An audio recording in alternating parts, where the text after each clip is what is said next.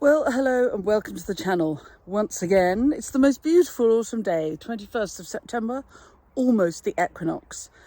And I'm off to cut a lovely autumnal wedding with a sort of base of pale colours, but autumnal throw-ins. The bride and the bridal party are going to be paler. And then for the reception flowers, they're having lots of 5 DIY buckets, and they're going to be warmer colours. But you know, they've got to fit the brief. They've got to fit the feel. So let's see what we cut. The garden is slowing down. This is our second last week of cutting. Next week is our final cut. So come along, see what we cut, see what we choose for an autumn wedding. See what the details are, and I hope you enjoy it. By the way, you can please subscribe to the channel, press the bell icon, and we'll tell you when we've got more clips coming up. And if any of the tips and tricks I give you as we go along are useful, you can always buy me a coffee, and the link for buying coffees is in the blurb for all my clips. Right, let's go cutting.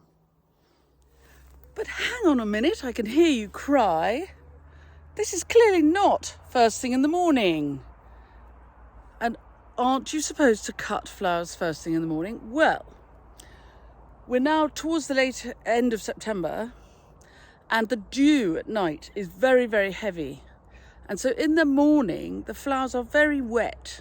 So I've waited, and the sun is quite high in the sky, but I've waited until the dahlias have dried off. And the dahlias are the first thing I'm cutting, because I always cut to a stem count, and I'm going to see how many dahlias I get, and then cut the rest of the wedding accordingly.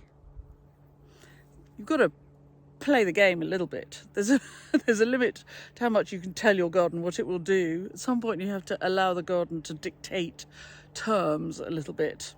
And I'm sort of at that stage of the year. Most of these are bracken ballerina. Yes, they are. And most of these are small size cafe au lait dahlias. Look at the colour. Yes, they sort of glow from the middle. Favourite and best? Maybe.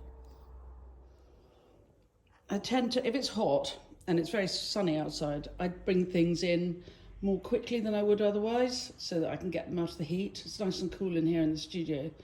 But also I really like the way I can begin to see the colours of this wedding building this way.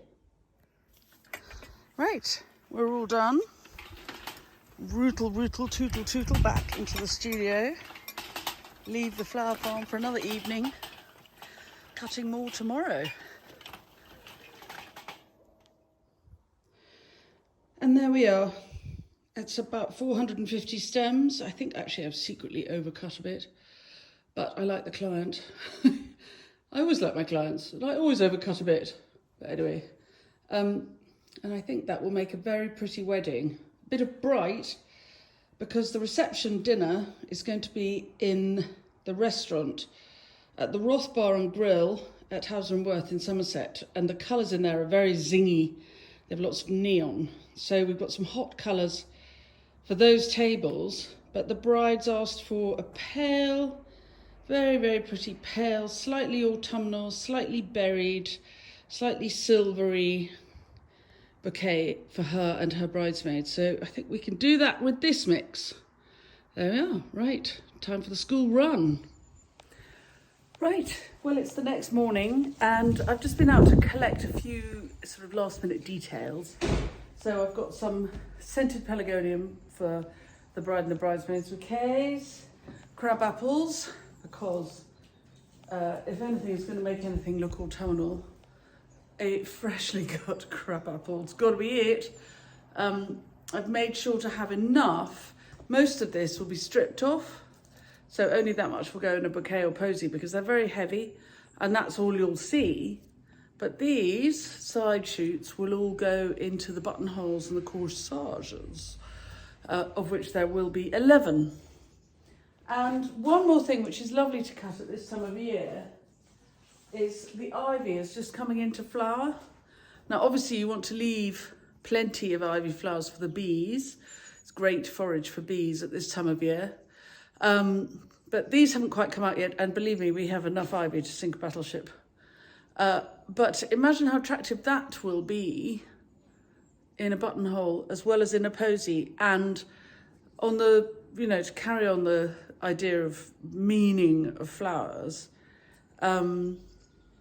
ivy means fidelity in marriage. And the other thing I haven't cut, so I better put some in both the bride and the groom's arrangements. But also the other thing I haven't cut is honeysuckle, and honeysuckle has lovely long stems for this time of year, well, all summer long really. So I'm going to cut some honeysuckle, and honeysuckle means constant devotion. There you are, little romance. Honeysuckle. And I found a bit in flower, but it probably won't hold its flower till tomorrow, but I'll put that in the bride's bouquet. And then there's a little bit, one each for all the bridesmaids. It won't do well in buttonholes because it's a bit floppy. Right, so there is our bride's bouquet. A few sticky outy bits. She didn't want a huge bouquet. It's often the case, and I think it's really worth saying if you're getting married, or if you're a florist talking to a bride, do consider whether the bouquet, a size of the bouquet. The photograph, so brides tend not to say, I don't want a big bouquet or a little bouquet, but what they do often, and this is very helpful, is they'll send a photograph of the bouquet that they like the look of. And funnily enough, the bouquet that this particular bride liked the look of and that she sent me a photograph of was one I made some years ago for a wedding at the same venue. And it was tiny. It was absolutely minute. So I haven't made a tiny, tiny bouquet, but if I put the camera down a little bit and hold it up against myself, I'm 5'2", and while I'm quite round, so it's not enormous. Bouquets are quite heavy, and I think it's really worth looking at how weighty they're going to be in front of the person carrying it. And the colours she wanted were pale, and the picture she sent me was pale but not white.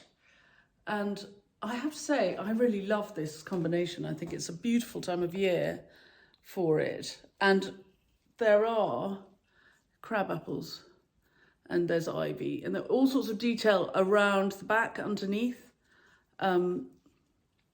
Because depending on which way she carries it, it'll show. Anyway, that's enough of me worshipping the flowers. I love them.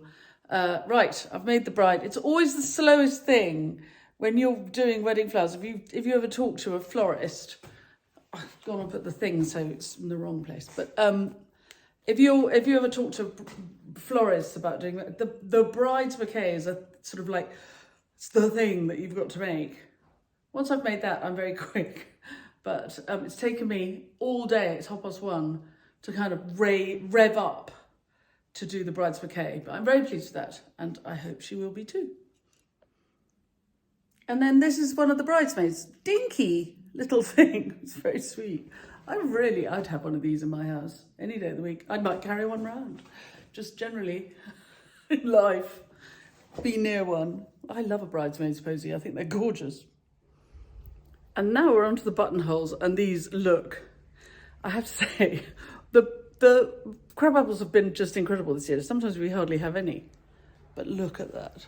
Oh, how's that for wearing on your lapel? Always, top tip, put the pin in the back of the buttonholes when you make them, because otherwise you'll forget, and they'll be at the back of the church, and everyone will say, where are the pins? And you'll say, I left them at home. I put my buttonholes in individual glass files. I just think they're so pretty. And look, you could have those at a dinner party and have one for each place name, couldn't you? Wouldn't they be sweet? Anyway, in the attempt to avoid single-use plastic, I don't know if my customers use the glass files again, but why not? Wouldn't that be sweet? For the rest of your life, you'd have a little collection of glass files for dinner party flowers, tiny buds to go down the table. Anyway, better get on. I've got 11 of these to make. Honestly, sometimes I can really spend the whole day doing a great deal of nothing. Right, we're all done. It is the equinox today. And I have to say, I think these make very lovely equinox flowers. It's interesting, you know, one thinks of autumnal flowers as being sort of warm colours, hot, you know, perhaps oranges and yellows and sort of harvest festival colours. But actually, this pale look with the crab apples, I think, is so clearly autumnal, although it is pale. Not just because of the crab apples, but because of the way that the light touches them. It's autumnal light.